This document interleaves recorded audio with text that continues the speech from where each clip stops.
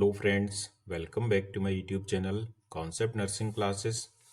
आज की क्लास में RRB nursing superintendent exam special next practice test solve करेंगे। Question number 1, measles should not be used if it has been more than fill in the blank hours after reconstitution.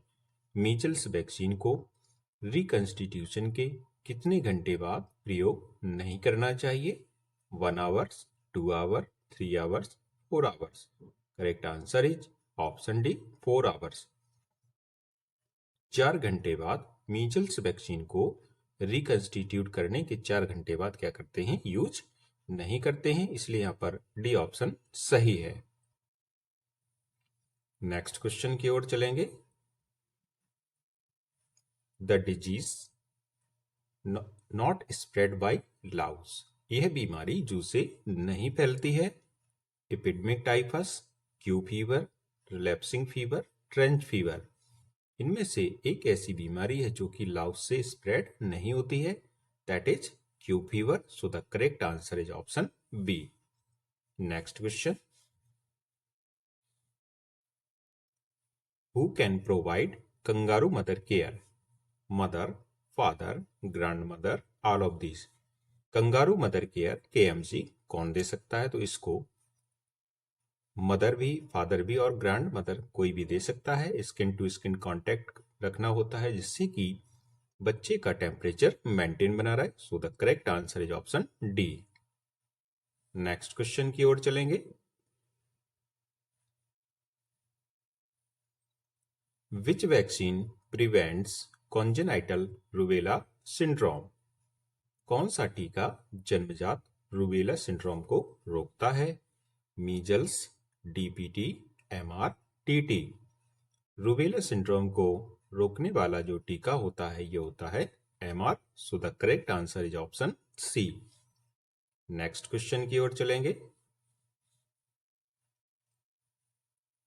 PCV vaccine is given to protect against typhoid, diarrhoea, pneumonia, meningitis.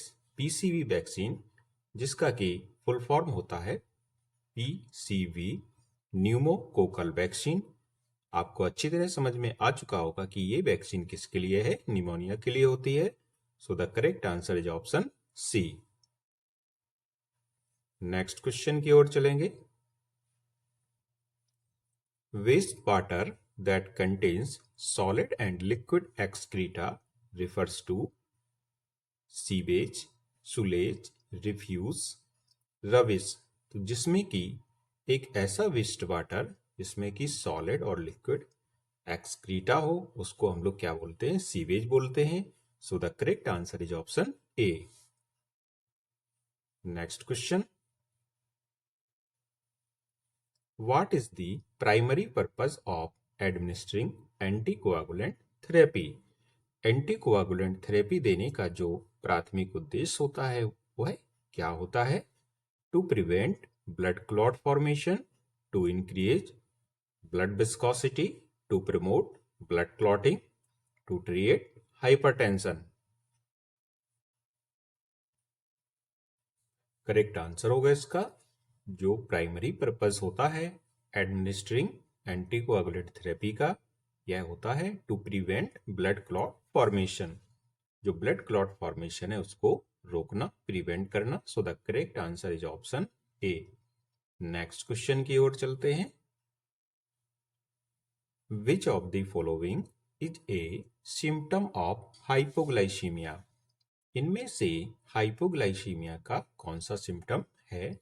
Tremors, fever, hypertension या polyuria? Correct answer होगा इसका hypoglycaemia में अचानक से क्या होने लगता है? ट्रेमर्स होने लगता है, इसलिए यहां पर ए ऑप्शन सही हो जाएगा। Next question, simplified partograph should be used for every female in labour, for a female at risk to develop a complication on the choice of nurse, pregnant woman undergoing cesarean section। जो simplified पर्टोग्राफ होता है ये सभी female के लिए use करना चाहिए, इसलिए पहला ऑप्शन यहाँ पर सही है। नेक्स्ट क्वेश्चन की ओर चलते हैं। VDRL test is done for the diagnosis of gonorrhea, syphilis, typhoid fever, diphtheria। VDRL जिसका कि फुल फॉर्म होता है वेनरल डिजीज रिसर्च लैबोरेटरी, और इसका जो टेस्ट है ये किसके डायग्नोसिस के लिए होता है? सिफिलिस के। So the correct answer is option B. Next question की ओर चलेंगे। What is the primary purpose of administering anticoagulant therapy? ये क्वेश्चन पुनः रिपीट हो गया है, तो इसका जो करेक्ट आंसर था option A, to prevent blood clot formation. Next question. According to Freud, which component of personality operates according to reality principle? id, ego, superego, trust। यहाँ पर जो रियलिटी प्रिंसिपल के अनुसार पर्सनालिटी का कौन सा कंपोनेंट होता है, तो that is correct answer is इसका होगा option B, ego correct answer है। नेक्स्ट क्वेश्चन की ओर चलेंगे। Nursing is often described as a, यहाँ पर फिल इन द ब्लैंक दिया गया है, प्रोफेशन। किस प्रकार का प्रोफेशन होता है नर्सिंग का? केयरिंग, शेयरिंग, नोइंग या डूइंग? तो नर्सिंग का जो प्रोफेशन है एक प्रकार का केयरिंग प्रोफेशन है। So the correct answer is option A. Next question. What is incorrect about newborn care?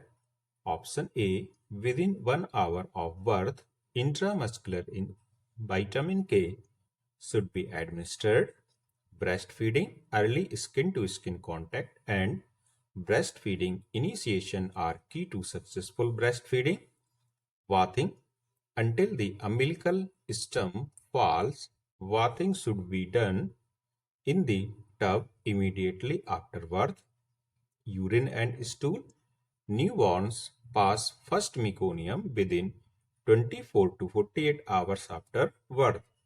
Correct answer हम लोगों को देखना है। इनकरेक्ट इसमें से देखना था कौन सा आंसर इनकरेक्ट है। ऑप्शन इनकरेक्ट है न्यूबॉर्न के संबंध में, तो करेक्ट इसका आंसर होगा ऑप्शन सी। ये वाला जो ऑप्शन है ये इनकरेक्ट होगा। Until the umbilical stem falls, bathing should be done in the tub immediately after birth। Next question की ओर चलेंगे। What is the recommended position for a patient during a lumbar puncture procedure? एक patient में जब lumbar puncture procedure करना हो तो उस पेशेंट को कौन सी पोजीशन में रखते हैं?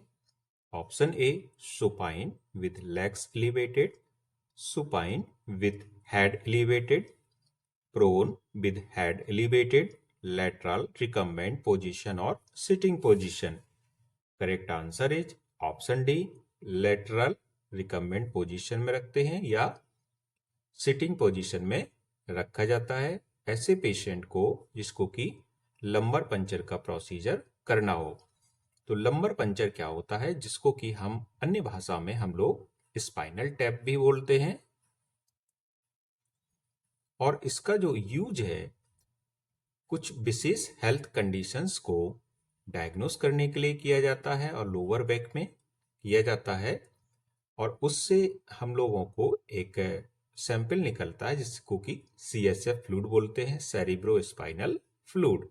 तो यह जब टेस्ट करना हो जो भी ब्रेन की या स्पाइनल कॉर्ड की विशेष हेल्थ कंडीशन है उनको चेक करने के लिए लंबर पंचर प्रोसीजर का उपयोग किया जाता है, और पेशेंट को सिटिंग पोजीशन देनी है या लेटरल रिकम्बेंट पोजीशन देनी होती है, इसलिए यहाँ पर डी ऑप्शन सही है। नेक्स्ट क्वेश्चन की ओर चलेंगे। What is incorrect about the informed consent? Informed consent के संबंध में इनमें से कौन सा विकल्प इनकरेक्ट है? Option A, these are related with the surgical procedure conducted by the surgeon, the anesthetic performed by the anesthesiologist and nursing. Option B, consent is a legal instrument that defines the obligations of the parties involved in the act. C option है, this document is not necessarily signed by the patient and the caregiver. D option is, once patients are informed and have their doubts cleared, they decide to accept or reject it. Correct answer इसमें से जो है पहला option भी correct है, B option भी correct है और डी ऑप्शन भी करेक्ट है। यहाँ पर हम लोगों को इनकरेक्ट ऑप्शन चूज करना था, तो इस प्रकार से इसका सी ऑप्शन इनकरेक्ट होगा, क्योंकि इसमें जो लिखा हुआ है जरा उसको हम लोग फिर से देखते हैं। This document is not necessarily signed by the patient and the care giver. तो यह डॉक्यूमेंट जो कंसेंट का होता है, यदि किसी का सर्जिकल प्रोसीजर होना हो तो यह आवश्यक होता है कि पेशेंट उस पर साइन करे या फिर उसके साथ के जो रिलेटिव्स हैं, केयर गिवर हैं, वह उसको हाँ और ना में साइन कर सकते हैं। तो इस प्रकार से इसमें क्या है, इज नॉट नेसेसरी, ये आवश्यक नहीं होता है, ऐसा बिल्कुल नहीं है, यह डॉक्यूमेंट आवश्यक होता है। So the correct answer of this question is option C.